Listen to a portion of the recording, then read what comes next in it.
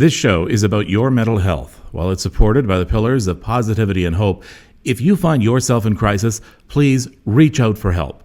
In many communities in both the United States and Canada, you can dial 211 to be connected to mental health and crisis services in your region. While it may seem like it at times, you are not alone.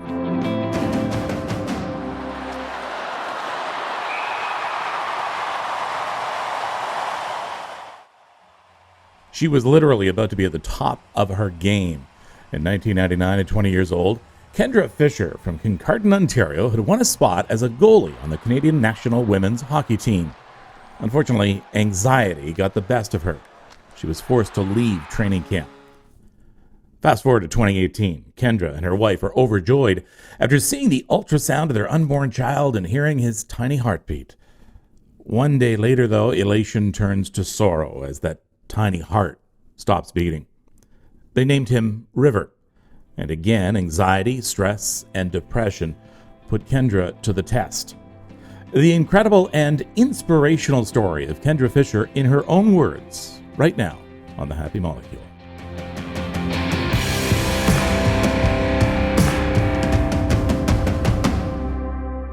Hello, welcome to The Happy Molecule. I'm Kevin Frankish. River would have been 3 years old this month. Kendra Fisher has spent the last 4 weeks running for her son. She's raising money for children's hospitals, but with each step, she is accomplishing something else: healing. Hello, Kendra. Thanks for joining me. How are you? I'm excellent. How are you? I am actually excellent. I just finished my 5K run for today, and it's always so much better once it's done. I always like to emphasize that question, how are you? I don't think we do that enough. No, and I appreciate it because it's funny when somebody asks you the question for a second time. It actually makes you think about whether or not your answer was just a polite expectation and the expected response to the niceties of being social, or whether or not you actually meant it. And right now I'm feeling pretty good. Wow, if there has ever been a true soldier in the fight for better mental health, it's Kendra Fisher. You have been there and back. When did you first start feeling, and often the way that mental health issues present themselves is you just don't feel right. You feel off. So when did you first start feeling off? It's so true. And that's, it's funny because every time I tell this story, that's exactly how it starts. I just started to feel off. It's weird, I think, because I think as far along in the journey as I am now, my answer changes because I'm more aware now of how off I was feeling, how young in my life. But in living the journey and living through this experience, I would say it was after high school. I kind of ended up in the perfect storm for everything that I was living with to kind of manifest. I had injured myself in a car accident. And for the first time in my life, all of the things that I was doing unknowingly to cope with what I live with were gone for a while. I wasn't staying physically active. I wasn't out being social. I wasn't kind of in a routine that supported my mental health in a positive way, and kind of laying down and dealing with that injury. I started to be aware of all of the things that I was actually managing to subdue with my lifestyle. And it started to feel off. It started to get to a point where it was I couldn't breathe. I couldn't swallow. I couldn't catch my breath. My heart was coming out of my chest and no clue what's wrong. And then it kind of kept manifesting into different symptoms that ultimately, head to toe, I wasn't okay anymore. And all of the doctors told me I was fine, told me I was healthy, but I could barely function anymore. And that's kind of when it started to take over for me. But you were living the dream. I mean, you were, especially for a female hockey player, because, it's still that point where there are very few opportunities to advance and to keep it going into adult life. But you, because of your ability, because of your talent, had made it to a point where you were going to probably go to the Olympics for us. Yeah, And it, and this you're, happened. you're not wrong. And I want to say you're right on the pinnacle of that. I hope I would have had the chance to play in the Olympics. I'm certainly not going to take away from the ladies that did end up filling those positions, because Mhm. we've had some fantastic goalies for Team Canada. Um, but certainly that was the dream, that was the goal, and quite literally the day that I made Team Canada after being part of the organization and the program for a few years. Um, it was the day that I realized I couldn't hide this anymore. And the day they told me I made Team Canada was the day I quit. Tell me about that moment. It depends on the day. It depends on the day. Sometimes it's this, kind of passing moment that I can forget about. Sometimes it's all encompassing. I had gotten out to Team Canada camp. It was 99. At that point, I'd been to specialists, I'd been to doctors. I was trying to figure out what it was that I was feeling. And like I said, it started with what felt like a heart issue, and it moved into what felt like something in my head, in a physical sense. And, something in my stomach. I felt sick all the time. And, everything I did to kind of take the traditional response to, I don't feel well, go to the doctor.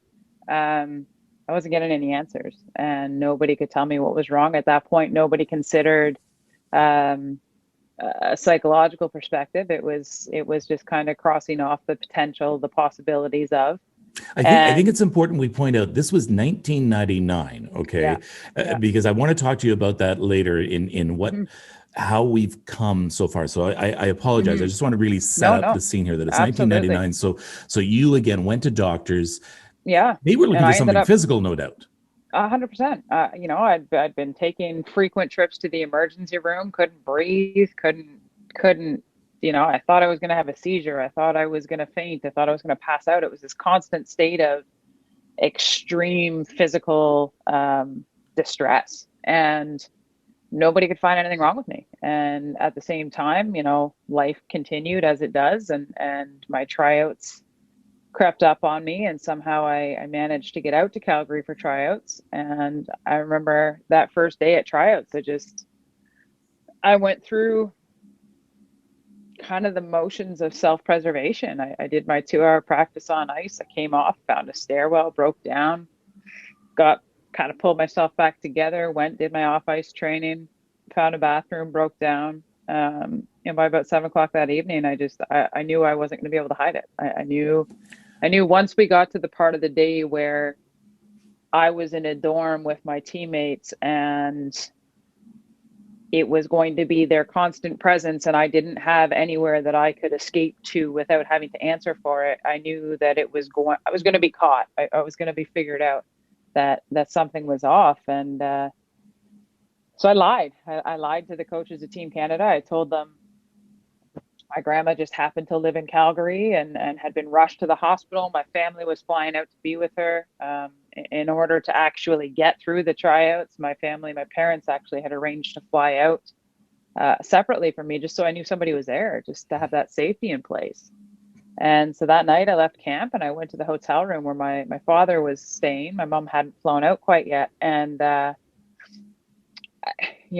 tried to figure out what was wrong with me. I tried to talk it through. I was trying to be rational and logical, and trying to reassure myself that all the doctors told me I was fine. So, what's going on here?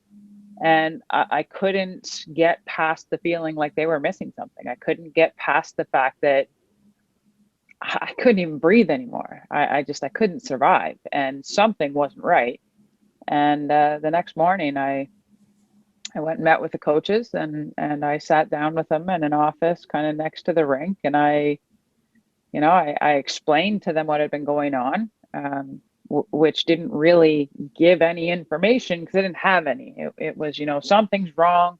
It feels extreme. The doctors are telling me I'm fine, but something's not okay. And yeah, they asked me if it would help any to know I made Team Canada. They help. I guess we're hoping that the the pressure would be released. I think they were hoping that it was just a matter of I was so hyper focused on this that maybe that was the issue, and it wasn't that. It was so much bigger than that, and it's obviously one of the most memorable moments of my life. But I wish I could forget it, because the answer was it didn't help. It didn't help at all. I couldn't even get through my days anymore. It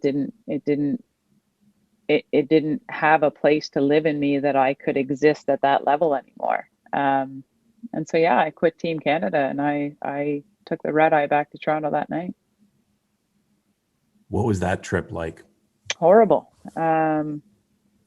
Gravel, a lot of gravel to try to just calm myself down and sleep. And, my poor father, I'm sure, didn't feel his arm for the next 4 hours, because I just kind of collapsed on his shoulder, and the only conscious thought I had was I just gave up my life. I just walked away from the only dream I've ever had. This is who I am. This is my identity. And now what? What do I do now? I want to share something with you, because that day for me happened in 2006. And I bring this up not to compare or, one up or anything like that. I'm hoping that anybody listening out there can sort of identify with that day. And for me, that day, I remember I was on the air and I had to go home, and I left. And everybody's like incredulous. They're looking at me and like, what? You're on TV. You can't just go. And I remember driving home crying all the way. I just thought it's over. And I don't, everything. Just I thought it was over. I'm just talking about career and everything like that. I just thought it was completely over. And I think that is part of what we need to do is we need to let others know, to realize how hard that moment is. But there is hope after that. Even though you feel hopeless, there is hope after that. Yeah. I mean, there's so many different facets to consider too. It's what's available now versus what was available then. It's where are we in the conversation? How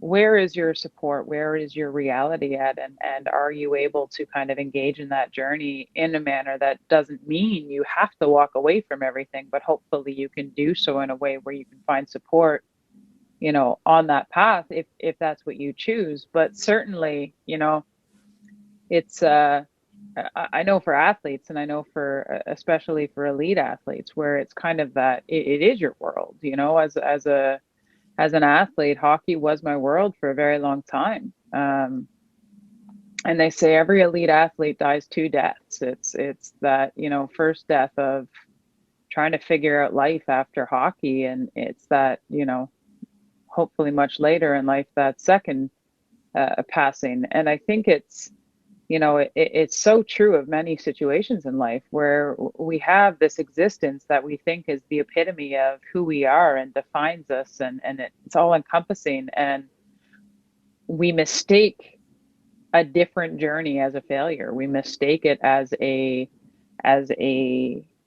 lesser. And there's not a day in my life that I would turn around and go back and choose the life I could have had over where I am now. May we talk about River? Absolutely. So who's River? River would be my 3-year-old son today, but we lost River 3 years ago. My wife was 32 weeks pregnant, and we had the supports of IVF. We had kind of that overly monitored pregnancy where every check leading up to it is constant. It's IVF in itself is mental hell in a lot of cases. Absolutely. And I mean, I don't disagree, and certainly the highs and lows of it for anybody, it's so trying. I feel like in our situation, it was a little bit different because it's not like we were there because one of us were having an issue. It just science, right? It doesn't work that way. So our necessity for having IVF included was very much out of necessity. It wasn't because either of us were struggling with an issue. Um, but yeah, the process was trying, and so we were 7 months into our pregnancy, and the one night I got home from hockey actually, and my wife just she looked at me and said, "I don't think I felt a move today." And the day before that, she had had a perfect ultrasound. Everything was great. Everything was fine. Everything was normal. Nothing was wrong with the pregnancy. We hadn't had any issues with the pregnancy. Um, So and by she that said, point, you could hear the heartbeat then? "Yeah, yeah." The day Mhm. before she had her checkup. And then it was a Tuesday night, and I got back from hockey at about 10:30. I was playing inline, and I got home, and she just said, I don't think I felt a move today. And trying to be the rational, responsible, let's think this through before we panic. What did you do today? And she had met up with a friend, and it had been a busy day. And I said, you were probably just caught up in everything else and hadn't really been paying attention. I'm sure it's okay. Let's uh let's check with Dr. Google, right? Let's find out what Dr. Google has to say. And for the first time ever, Dr. Google didn't say you have a brain tumor and you're going to die tomorrow. Dr. Yeah. Google actually said, um, it's not uncommon. It's not uncommon later in a pregnancy. There's less room, there's less movement. Don't panic. And she had an appointment the next day with her endocrinologist for her thyroid. She had an appointment, so she was going to be next to where our clinic was, where the ultrasound gets done. And so I said, why don't we just wait it out, and tomorrow morning you've got to go in anyway. Um, and if you're still worried, then go over and ask. And so I, at the time, was actually in my recruit class as a firefighter. So I said, do you want me to stay home? And she's like, you can't do that. You got to be there. And so we woke up early that morning, the next day, and it was on May 16th. And we kind of tried all the tricks like ice water and juice with sugar in it, ice cream, chocolate, finally coffee, and she still wasn't feeling anything. And so she said, it's okay. I've got my appointment this afternoon. I'll go get them to check. I'm sure we're just overreacting. And I went into work, and she texted me at about 9:30 that morning. She's like, I can't wait anymore. Like I haven't felt a move. And so she went down to the hospital, and I got a text shortly after that just said there's no heartbeat. And yeah, so I left work, and I got home, and it's I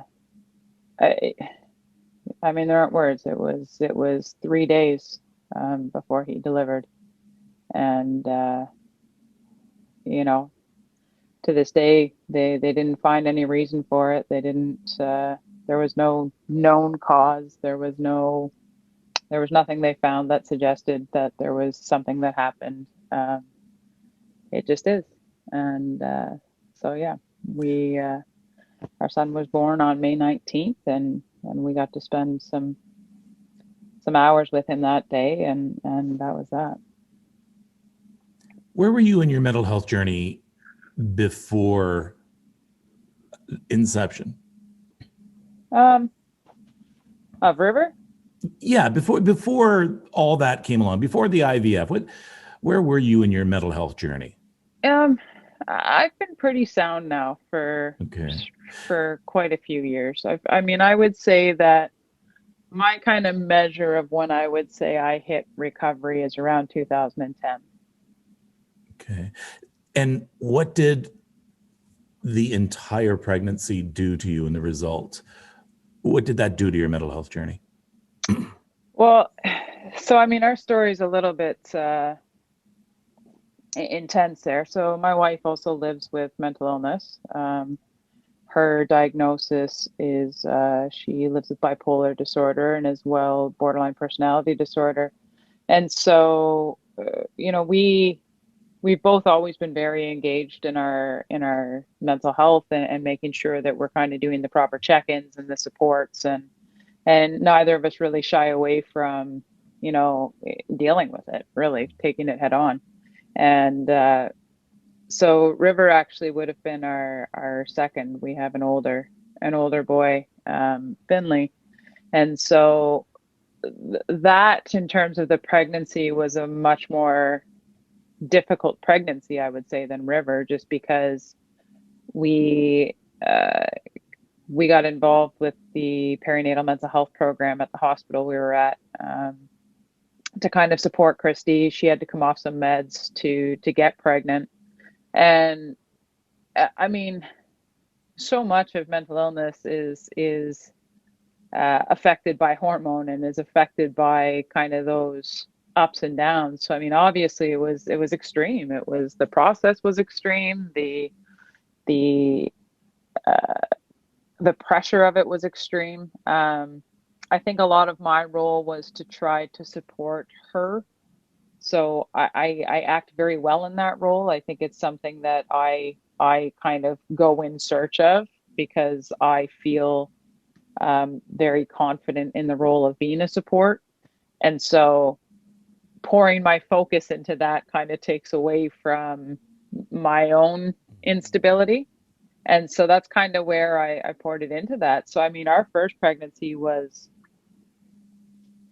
more difficult, I would say.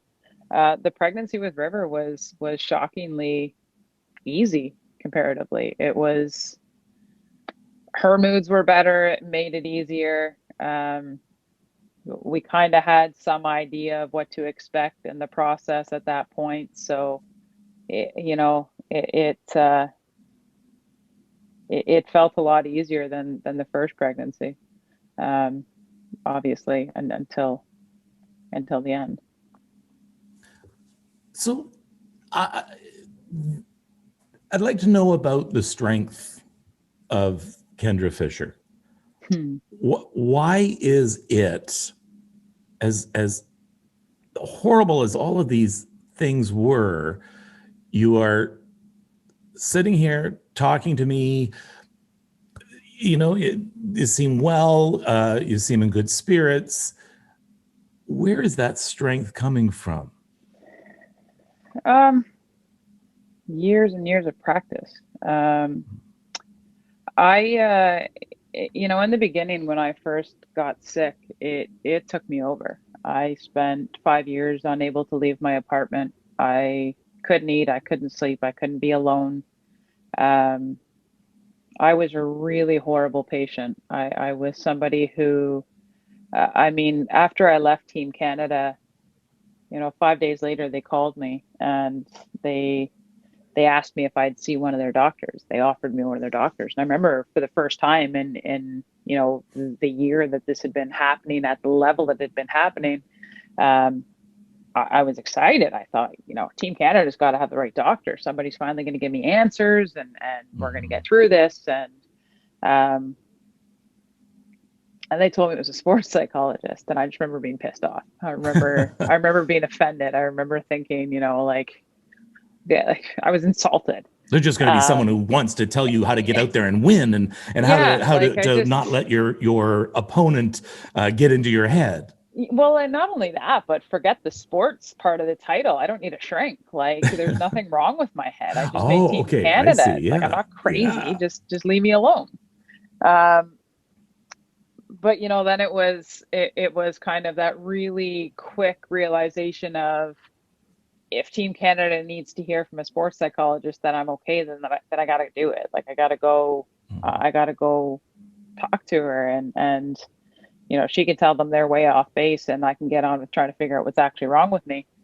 Um, and I remember going, and that was the day I met Kate. And Kate, Kate was my psychologist until I lost her last month. And you know, she was so much a part of helping me to create a foundation of how to live with mental illness. And you know, it's her fault I run. It's her fault that it's probably her fault for a lot of the reasons I have the strength I have, gratefully. And yeah, I was horrible, and she stuck with me. I was horrible in that I was defiant. You know, when I finally got my diagnosis, it was, you know, you guys don't know what you're talking about. I mean, I just made Team Canada. I don't live with anxiety and depression. That sounds so weak. That's not me. Like, come on.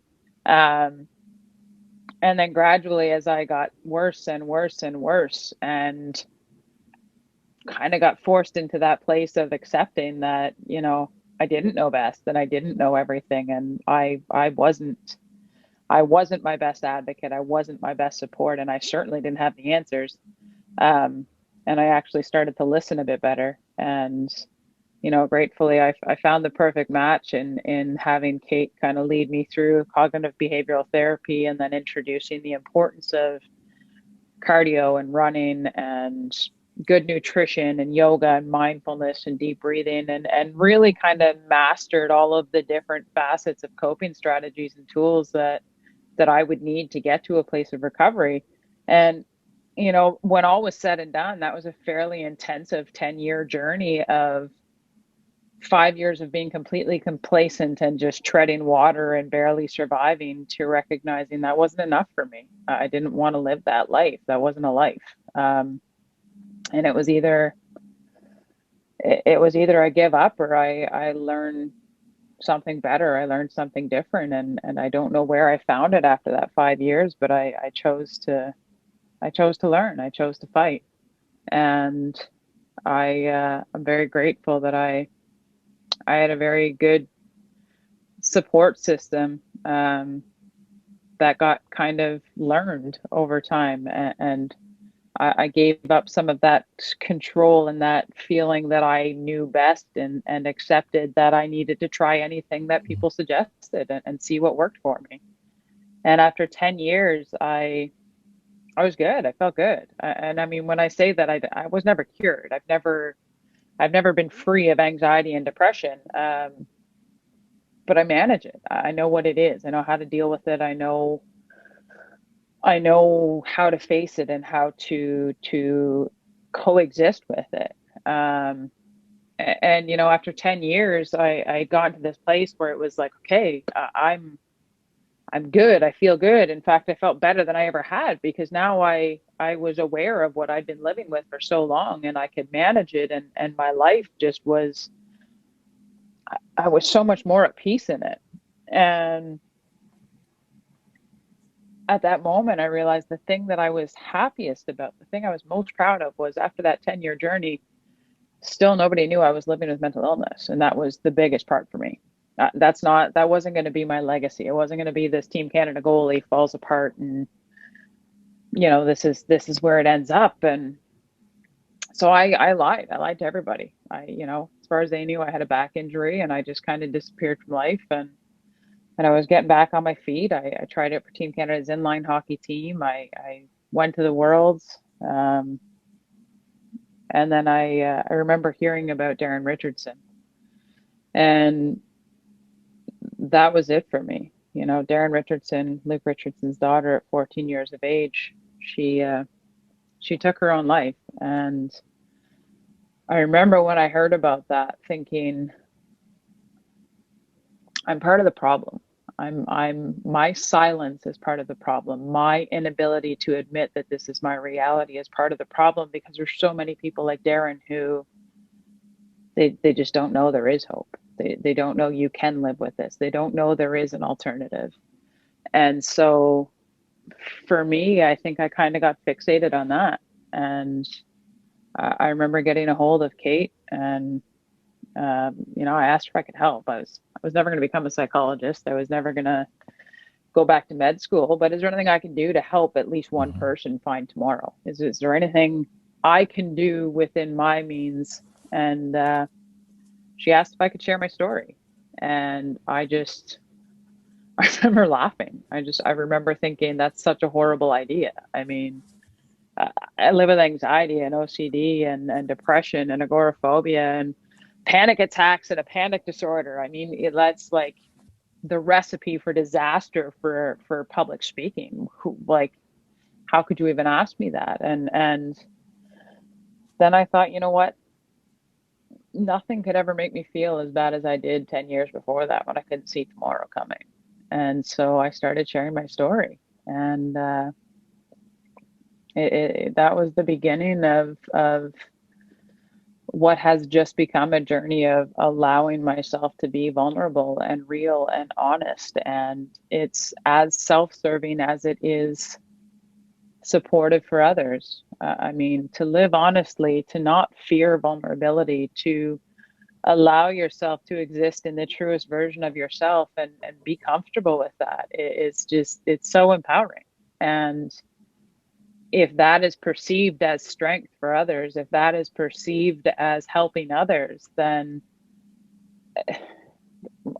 aren't I the luckiest? I mean, it's a really incredible journey when you allow yourself to connect with other people. And really, in the world, especially today, those connections, it's what we need the most. And it's that mutual support, that mutual ability to show up for one another. That's where hope lives. It's not something I'm offering others. It's something that we create together. You use words like that I love, the word hope. Yeah. The words living with depression rather than suffering from depression. Hmm. The Yeah. words finding tomorrow. Yeah. And those are things that are in such short supply for someone living with depression who doesn't have the support. And the reason I brought up the fact that 1999 was significant, it wasn't that long ago. It No. really was not. No. And what we have learned about any mood disorder we have learned so much in such a short time. Hmm. I think we had Yeah. been living for way too long thinking that we had conquered the psychological universe. Dr. Freud told us everything we needed to know. Yeah. Dr. Spock. I mean, it didn't matter. We had conquered it.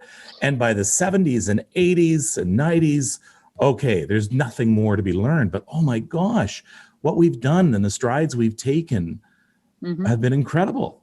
Yeah.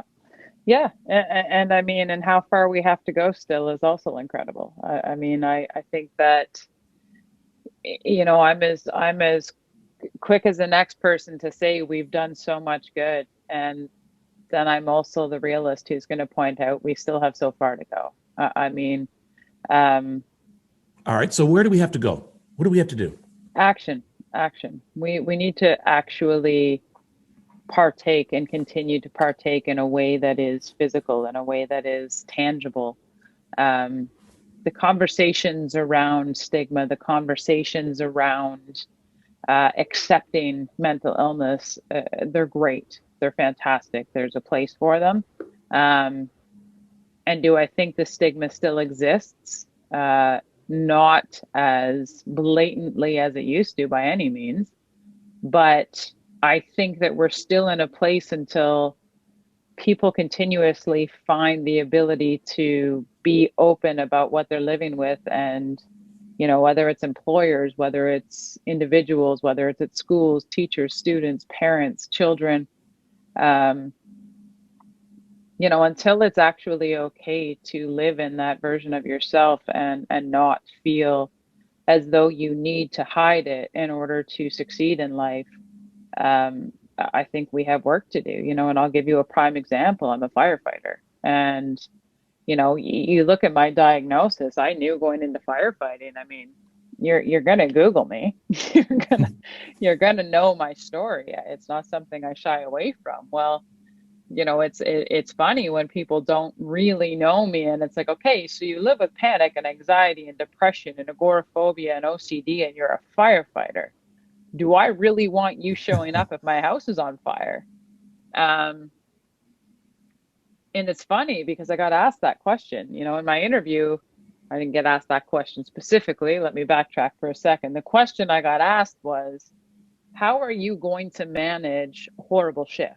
I mean, as a first responder, obviously, without doubt, we see things every shift that most people may face once in a lifetime. Everybody's going to Hmm. have that story at their end of their life where it's, the guy at the table next to me had a heart attack, or I drove past this horrible accident. But in reality, what first responders actually run towards every day, it's not the norm. Um, and the question was, how are you going to manage that? How are you going to manage when you show up and there is a catastrophic or a tragic or a horrible scene to deal with? And it was bizarre, but I thought to myself, you've got a lot of candidates who have spent their whole life training physically to be a great firefighter. And I've spent the last 20 years training for the fact that I feel that way every day. I've spent the last 20 years training for when something is so debilitating and so imminent and so dreadful internally that I can't see surviving until tomorrow. I know to put supports in place right away, and I know how to work through that. And I thought, I've essentially trained for that moment my last 20 years without fail. Um, and I see it as an asset. I see what I've been through as an asset. I see my ability to walk into a situation and understand that it's not black and white. You're dealing with a person, you're dealing with their feelings, you're dealing with that horrible moment. And I think I can help you work through that piece of it. I see that as a benefit. Hmm. And More so, empathy, well, and more understanding in a way understanding. that Yeah. that other people can recognize, right? I mean, Yeah. if you were to have a panic attack right now, and I am completely unfamiliar with panic attacks and anxiety, in all likelihood, I'm going to tell you, you need to calm down and you need to stop worrying. And I'm going to, all of those Yeah. things that when you're in that moment are just absolutely patronizing, and you want to, you know, lash out because you're sitting there thinking, you don't get it. Like you don't get that I can't breathe right now. And it's not because I don't want to breathe. It's because I can't breathe. Like, and when all of a sudden you can approach that differently, and it's like, okay, look, like I know what you're feeling right now. And when I'm doing your vitals, I'm going to hide the monitor. So you're not sitting there looking at your heart rate, Yeah. trying to figure out whether you're having a heart attack. And I'm going to make sure that I reassure you of the things that you are most likely fixated on right now. And then we're going to deal with the rest. And it's just a different experience. And I think that it's, coming back to that, how do we live openly with this? Um, I got an opportunity to get my second vaccine, and I was on shift. And, I don't have any fear of needles. I don't have any problem with needles. But one of the things that triggers my anxiety is the potential of side effects, the potential of, and without shame, the potential of like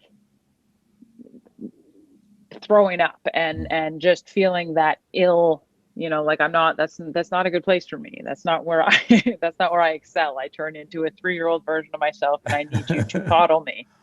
um and it's this really empowering place to be able to go to one of your colleagues and say, look, like, I'm going to go get this vaccine because of course I feel like I want to get it, but just to give you a heads up, it's probably going to make me anxious. Can we sit down? Will you just sit and talk with me if I need you to?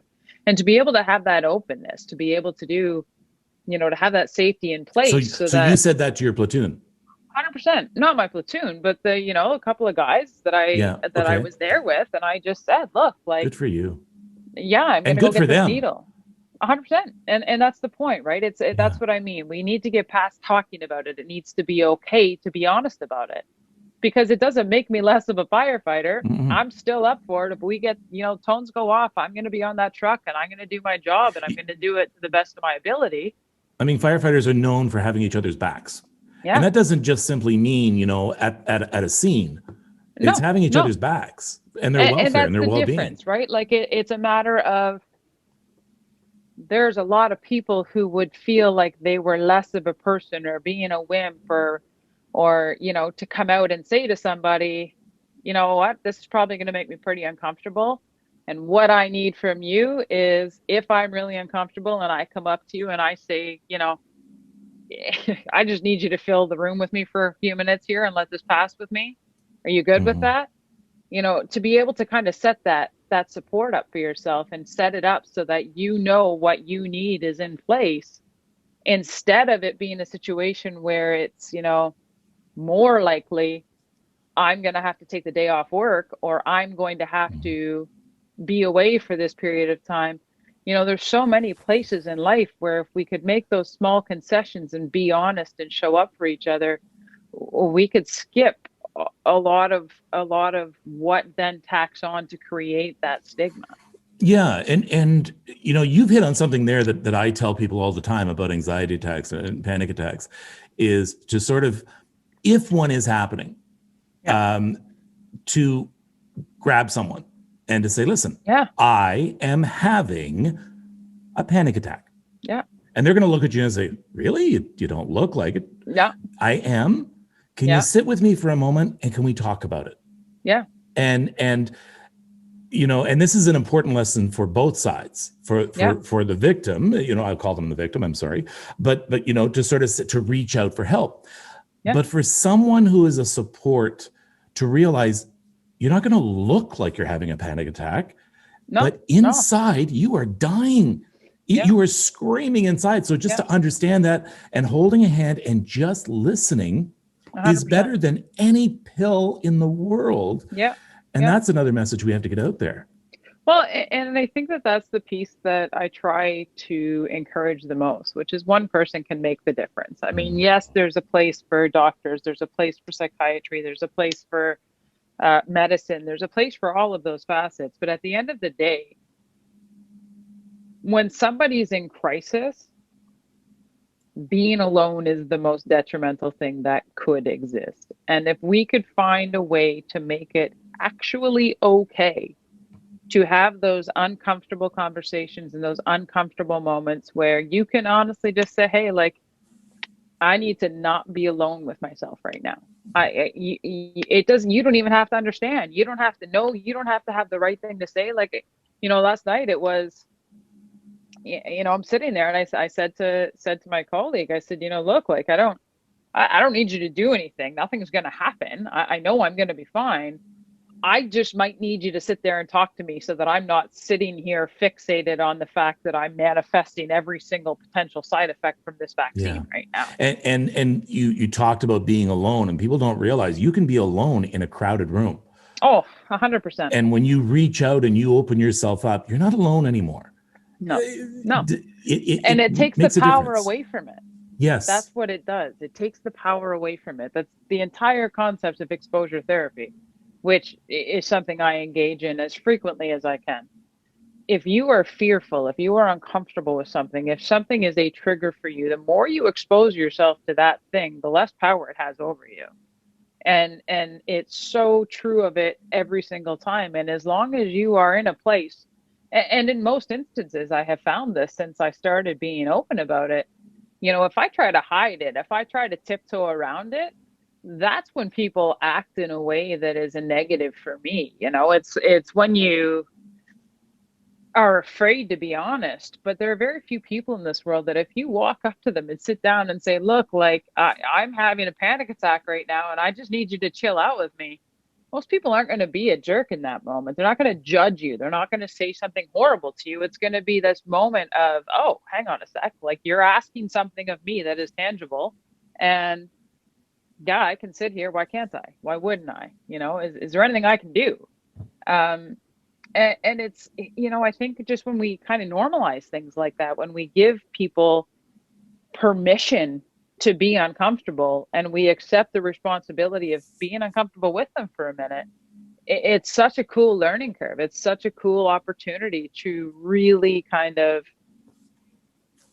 reassess how we see it, what the perspective is, and how we can enter into that in a way that is calming for both people. And in reality, just knowing I had that safety in place, just going to my colleague and saying, I'm not scared of the needle. I'm not scared. I don't think I'm going to die. There's no part of me that is questioning the science. I just get kind of nervous about potential side effects, and I just need to work through that. Even saying that out loud and knowing that there was somebody in the vicinity of where I was going to be that had that information and knew that if I came and sat down and said, hey, can we talk about nothing for a little bit so I'm not sitting here thinking about this? Even knowing that was in place was all it took for me to be okay. And people don't necessarily always understand, and partially because we don't give them the opportunity to understand it. Yeah. But people don't necessarily always understand that when I say, could you be there for me? I don't need you to actively participate. I literally just physically, I need to know that I'm not alone with this for a minute. And me knowing that you are there, that's enough. That's enough a lot of the time. I quite often compare an attack to turbulence on a plane. Yeah. Turbulence is not going to hurt you. Turbulence does not bring a plane down. Sometimes it can be violent. Yeah, it can be bumpy. Yeah. And it's rather unpleasant. But essentially, I think you pretty well know you're going to be okay. And then there's a difference between flying alone and flying with someone's hand you can grab. Yeah. And when you're alone, turbulence, and you sit there and you keep it to yourself because you don't want anyone else to think you're freaking out. So you sit in your seat and you suffer through it. And you think, oh my God, oh my God, oh my God. But then if you have someone's hand, at least you can say, oh, I don't like this. I don't like this. And they can say, it's okay. I'm here. Yeah. And or they can say, I don't like it either. Yeah. Yeah. And then it ends. And then we take it a step further. What a beautiful world when you just grab the stranger's hand next to you and you say, hey, this sucks and it's making me uncomfortable. And they say, hey, I don't disagree. I'm glad you said it because I was feeling the same thing. And all of a sudden you've taken all of the power out of the fear. You've taken all of the internalized terror and you've validated it and you've given it a space to exist. And you've said, it's okay that you're feeling this way. So am I. Okay, let's get through this.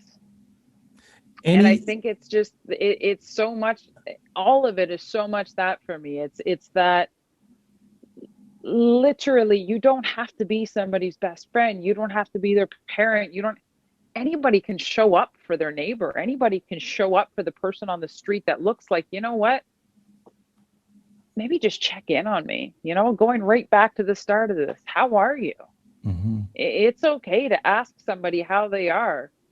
But my God, when you actually commit to asking somebody how they are, start accepting the responsibility of the answer might not just be fine. The answer might not just be okay. But the onus doesn't then mean you need to be able to fix it all for me. But it's going to make everything better if we can show up for each other for a moment. I'm going to ask you instead of how are you going to be? How am I going to be? Which direction is Kendra going in? Oh, determined. I have a conference call coming up in a few minutes and the conference call, the title of that conference call is actually Changing the World because that's how we talk on my team.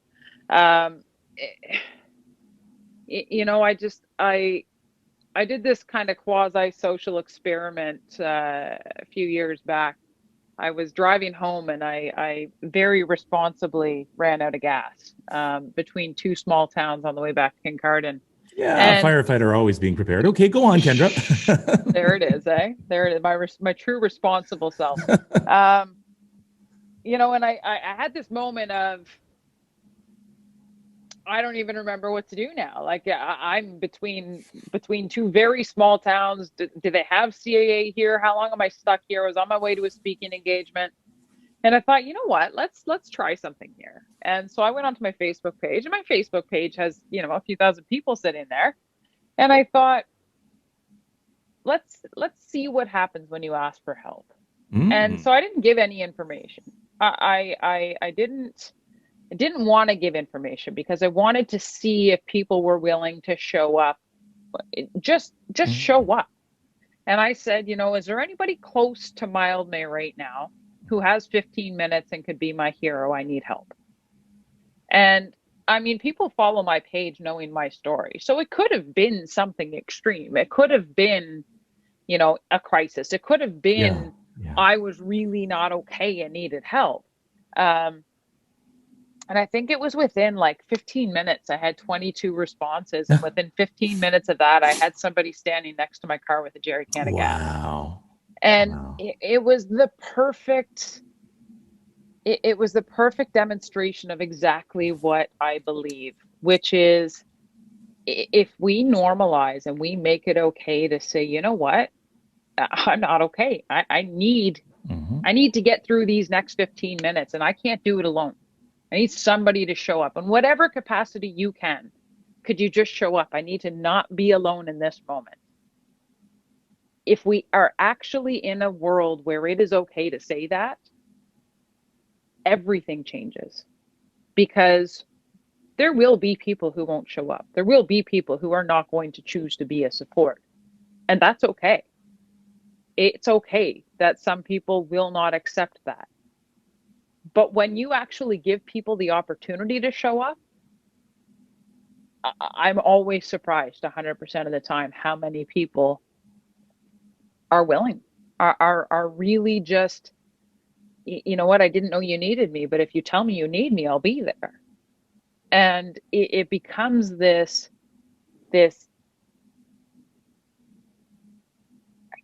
it becomes a connection that is so true and honest and peaceful because it's okay to say I'm not okay right now and I don't need you to fix it, but it'd be really nice if I wasn't okay all by myself.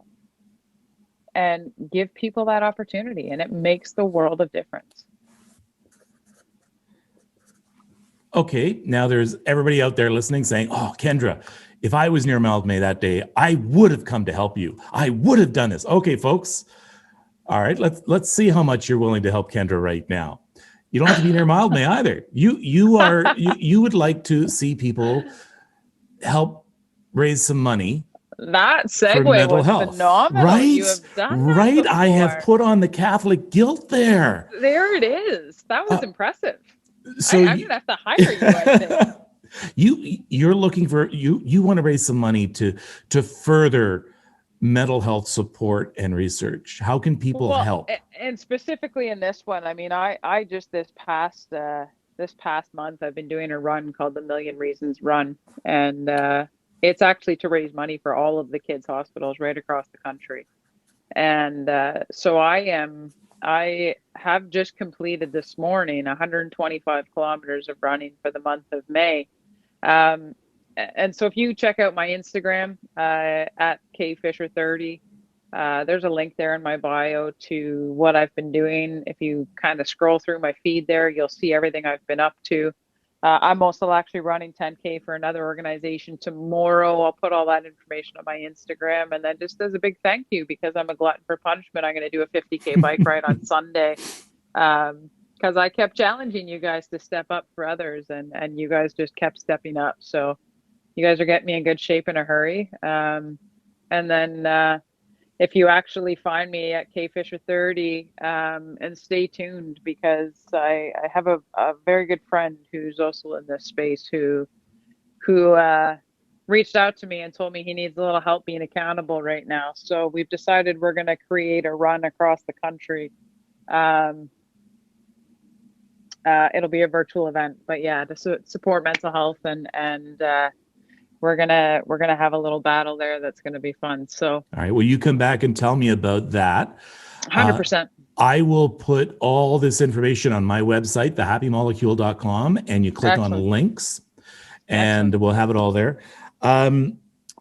Kendra, we've talked about the strides we've made since 1999 in mental Yeah. health, and it's all been good.